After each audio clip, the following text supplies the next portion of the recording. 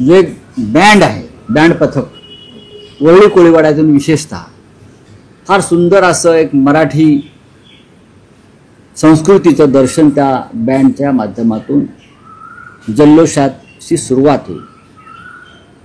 आणि त्या दरम्यान आम्ही अनेकांना जर निमंत्रित केलं असलं, जर कोणी प्रमुख नेते आले इतर पक्षांचे आमंत्रण दिल्यानुसार, तर त्यांना सुद्धा आम्ही त्यांचं मराठी बांधवांना शुभेच्छा देण्यासाठी मंचावर आमंत्रित केलं जाईल। या संपूर्ण कार्यक्रमाचं सूत्रसंचालन अजित भुरे करणार आहेत।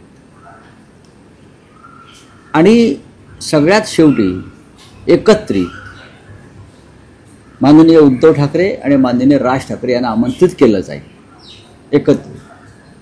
आणि या दोघांनी महाराष्ट्राला, मराठी माणसांना संबोधित करावं अशा प्रकारचे ते नियोजन या कार्यक्रमाचं आहे। कार्यक्रम आटोपशीर आणि सुटसुटीत आहे। पाऊस येतोय, पाऊस जातोय।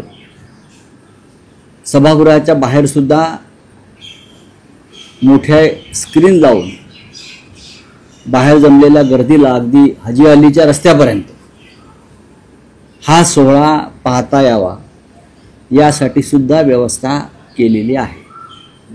रावसाहेब, जे इतर राजकीय पक्षांचे प्रतिनिधी येतील किंवा राज ठाकरे, उद्धव ठाकरे असतील, हे व्यासपीठावर बसणार आहेत की निमंत्रिताच्या पहिल्या रांगेत बसणार आहेत? प्रत्येकाला भाषणासाठी त्या वेळेस व्यासपीठावर बोलावलं जाईल? बघा, हे आता असं आहे की तुम्हाला मी रूपरेषा सांगितली। आता तिथे मंचावरती काय घडतंय लोकांना प्रत्यक्ष पाहू द्या।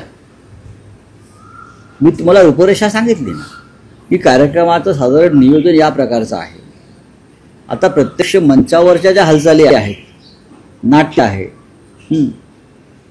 ते लोकांना तुमच्याच माध्यमातून पाहता येईल ना, ते तुम्हीही पहा आणि लोकांनाही पाहू द्या। पण एक रोमांचक सोहळा हा महाराष्ट्र अनुभवेल याच्याविषयी माझ्या मनात शंका नाही। मी रोमांचक हा शब्द वारंवार वापरतोय। हा सोहळा, या सोहळ्याचं नियोजन आणि आखणी ज्या पद्धतीने केलेली आहे, रोमांचक हा शब्दच त्याला योग्य आहे। कारण याआधी तुम्ही दोघांनाही एकत्र बघितलेलं होतं आणि आज जवळपास 20 वर्षांनी हा क्षण त्यामुळे आमच्या भावना अत्यंत म्हणजे आजचा दिवस यावा आमच्या सगळ्यांच्या जीवनामध्ये मराठी माणसाचा, यासाठी आम्ही सातत्याने प्रयत्न केला। आता मी घरातून निघताना माझी आई आणि माझी पत्नी म्हणाली, आज चांगला कोट घालून जा। लोक का? आज सण आहे म्हणे। आज उद्धव आणि राज हे एकत्र मंचावर येतात, हे आपल्यासाठी, सगळ्यांसाठी आनंदाचा दिवस आहे।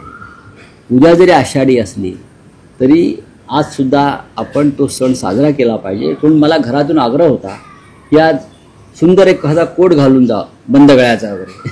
म्हणजे ह्या भावना माझ्याकडे नाही आहे, या भावना प्रत्येक मराठी माणसाच्या घरामध्ये, मनामध्ये आणि हृदयामध्ये आहे। राज्याचे मुख्यमंत्री असं म्हणत आहेत की आम्हीही मराठी भाषेसाठी